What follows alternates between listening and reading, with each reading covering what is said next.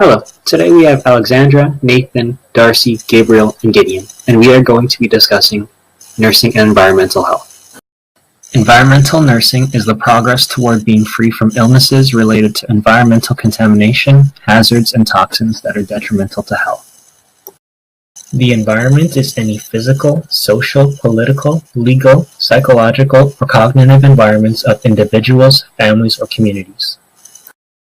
The 5 elements of environmental health that we will be discussing include water pollution, chemical pollution, air pollution, inside environments, and social environments in that order.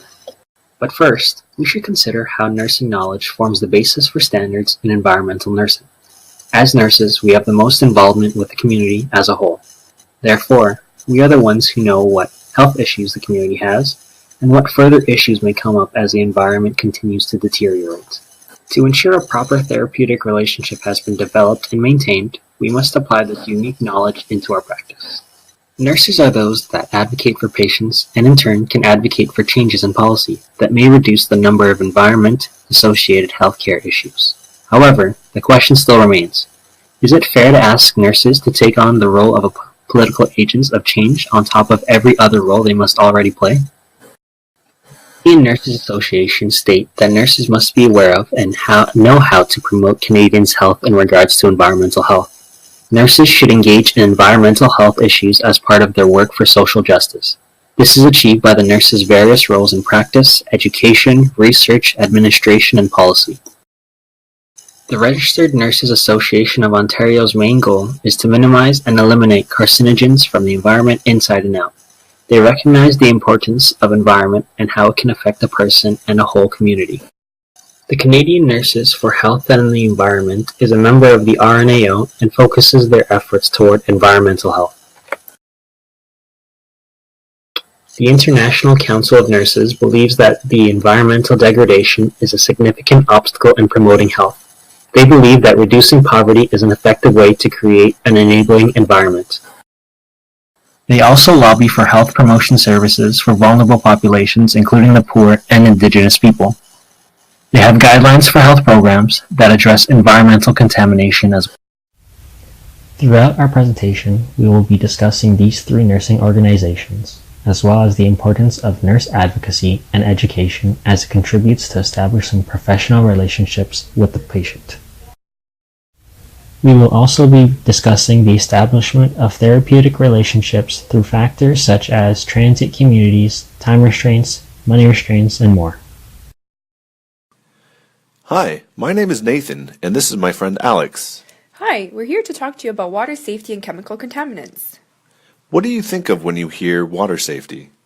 Water safety can mean a lot of things, but in the context of nursing and the environment, we're concerned about 3 things. Firstly, that the water in our taps is safe to consume. Secondly, the water in our lakes and rivers is safe to swim in. And lastly, that we minimize the activities that contribute to acid rain. We assume that the water from our taps is safe to drink, but sometimes this isn't the case. In May 2000, there was an E. coli outbreak in Walkerton, Ontario. 23 people suffered from gastrointestinal infections, including bloody diarrhea, resulting in 7% preventable deaths. This could have been prevented if the sewage treatment facility had added enough chlorine to kill the E. coli in the water. This led to 151 new regulations from the government, leading to strong action under the Clean Water Act in order to protect our source water from contaminants. However, while provinces and territories have their own legally binding safe drinking water standards, First Nations communities do not have comparable legally enforceable protections. But where did these contaminants come from? And how did they get into our drinking water? These contaminants came from wastewater runoff into an adjacent water well. Runoff is the water from rain or snow that flows off the surface and into streams. The location where the precipitation falls determines the contaminants it contains. When precipitation falls on golf courses and lawns, it can wash fertilizers, pesticides, and herbicides into our water system and make us sick. Some of these chemicals are dioxins, furans, and polychlorinated biphenyls, which have a short-term and long-term effects on health and development depending on the amount of exposure. The effects of exposure to pesticides are varied and can range in symptoms from certain types of cancer, impairment of the immune and endocrine systems, to skin disorders such as chloracne and liver problems. Children are of special concern due to their behavior and play, as well as pregnancy, where these chemicals can interfere with crucial physiological development. Pesticide regulation is of great concern to the RNAO, and in 2000 they released the following statements. The RNAO sees no justification for the cosmetic or non-essential use of pesticides. Pesticides bylaws protect all citizens and other living beings, including those who choose not to use pesticides, but are exposed to pesticides used by others. Given this stance, the RNAO has helped develop municipal-specific bans on pesticide use in Kingston, Toronto, Ottawa, and many other places. There are over 500 active ingredients in pesticides, and not all municipalities have the same bans. Do you know what kind of fertilizers and pesticides are allowed in your community? You can look up the bylaws present in your municipality by accessing the link on the screen. But what else is in your drinking water? The scale of an environmental disaster in British Columbia is becoming clear tonight. A massive tailings pond full of toxic heavy metals has burst its banks. This is the result. Toxic sludge, about 2,000 Olympic-sized swimming pools worth, is cascading through central BC's pristine waterways. It's effluent from a copper and gold mine, which dumped 38,000 kilograms of lead into the tailings pond last year, plus 84,000 kilograms of arsenic and 560 kilograms of mercury. The question now is, where will all of that end up? It has already flowed into two nearby lakes. People who live there and all the way up the Quesnel and Caribou Rivers, too, have been warned not to drink the water. The Quesnel is a major tributary of the Fraser River, BC's largest, and authorities are now testing the water right across the region. Heavy metals in drinking water can have detrimental effects on your health. High mercury exposure leads to irreversible neurological damage, paresthesia in the extremities of the hands and feet, malaise, or blurred vision. This may progress to ataxia, which is a loss of the ability to coordinate muscular movement, dysarthria, speech difficulties, as well as hearing and vision loss. Chronic exposure to lead can result in decreased neurological performance. In pregnant women, exposure to high lead levels may cause miscarriage, and chronic exposure may affect the development of the fetus. Arsenic does not enter the body through the skin or by inhalation during bathing or showering, but it is absorbed by the body when you swallow drinking water. It causes cancer of the lungs, bladder, liver, thickening and discoloration of the skin, abnormal heart rhythm, and blood vessel damage, as well as numbness in the hands and feet. Cadmium is known to cause kidney damage and softening of bone. However, it is important to note that toxicological data used to derive MACs, or maximum acceptable concentrations, are based on animal laboratory experiments using acute doses. Therefore, little information is known concerning the health implications associated with chronic exposure to low doses.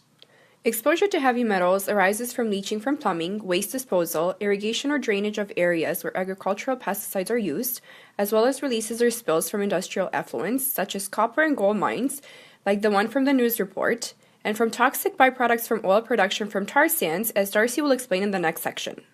Hi everyone, I'm going to take us through the topic of air pollution and how we can relate it to nursing care and standards. Air pollution is defined as any sort of contamination of the indoor or outdoor environment. As you can see, there are some different types of air pollution. I think the important ones are particulate matter and carbon monoxide and ozone. I wonder how this air pollution negatively impacts individuals' health, and how does this relate to Canada and our healthcare system as a whole. Global warming and the worldwide increase in air pollution are detrimental to health, can lead to issues such as increased COPD, cancer, asthma, and other pulmonary issues. Patients come in with these issues, the already stretched healthcare system attempts to handle these challenges. Something important to note is that mortality attributed to air pollution has slowly and steadily risen throughout Canada. If you take a look at this chart, the average mortality rate has gone up from 1990 to 2010. How is this affecting healthcare costs and in turn quality of care?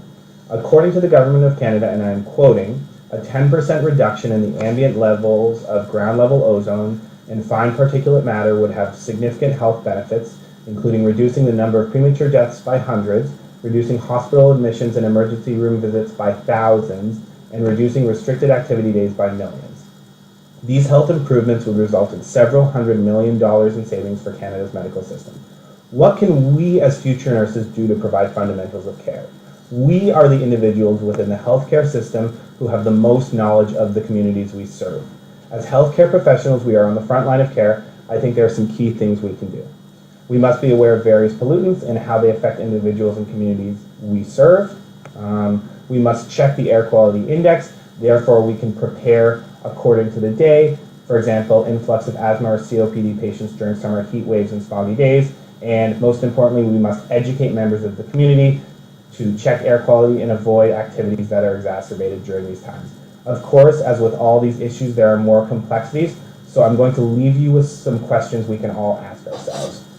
Look over them yourself. I think the most important one, and the one that I want to focus on, is it fair for nurses to advocate for environmental control? Should they need to act as political agents on top of their other responsibilities? Especially given the fact that Canada is North America's #1 contributor to air pollution through the tar sands. There are also some resources from the Government of Canada and the City of Toronto for you all to go through. Now I'm going to pass you on to the next member of my group who will take you through to our next topic of discussion. Thank you.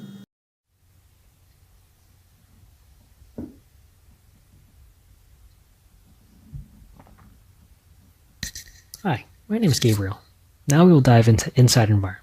Your inside environment can consist of your house, your work, or any other building you spend time in.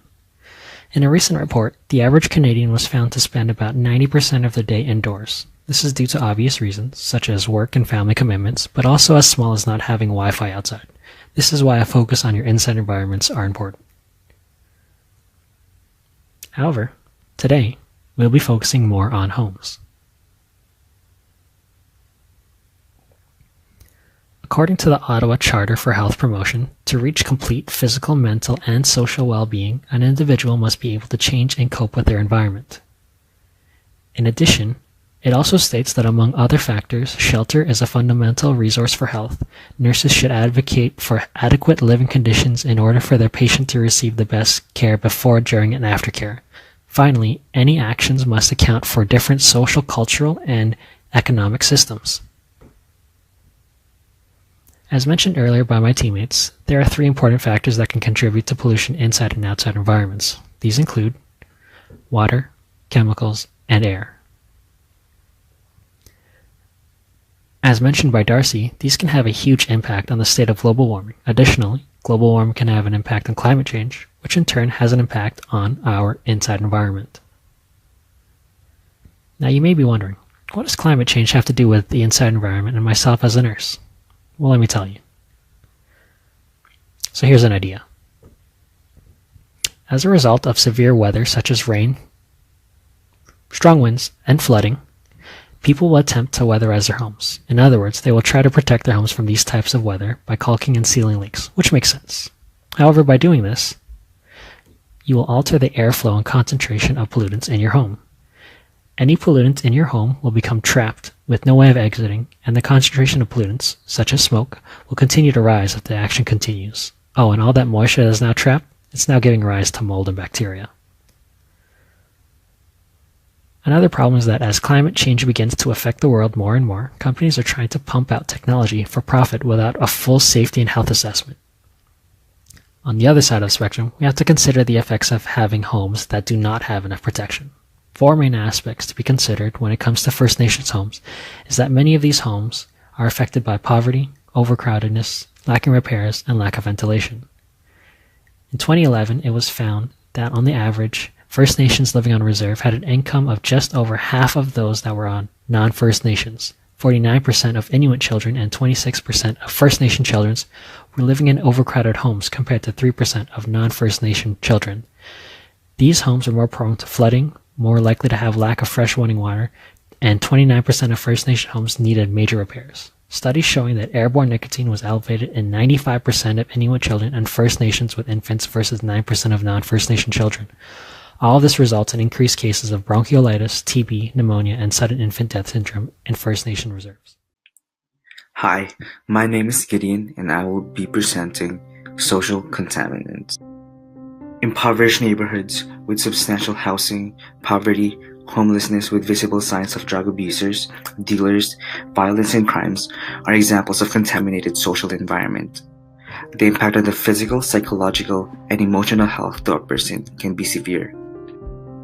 Homeless people are at increased risk of dying prematurely and suffer from a wide range of health problems, including seizures, COPD, musculoskeletal disorders, TB, and skin problems. Therefore, more research is needed to identify better ways to deliver care to this population.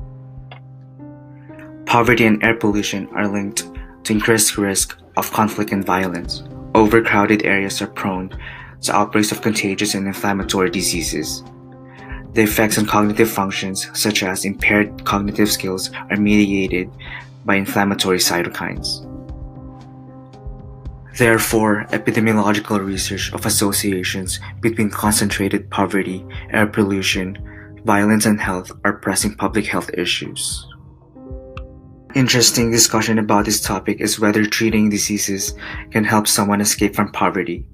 Scientists say many extremely poor people are stuck in a poverty trap because of the physical and medical consequences of disease. To help you think about this topic, let's watch this video.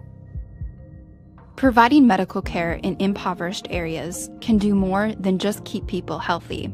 According to a new study, it might also help people escape poverty.